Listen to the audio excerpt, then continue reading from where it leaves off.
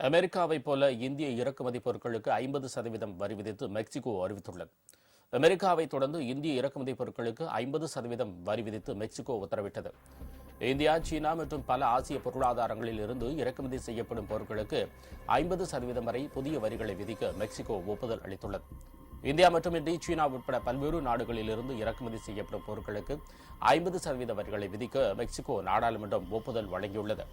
வரும் 2026 ஆண்டு ஜனவரி 1ஆம் தேதி முதல் இந்த வரி அமலுக்கு வரும் என்று அறிவிக்கப்பட்டுள்ளது.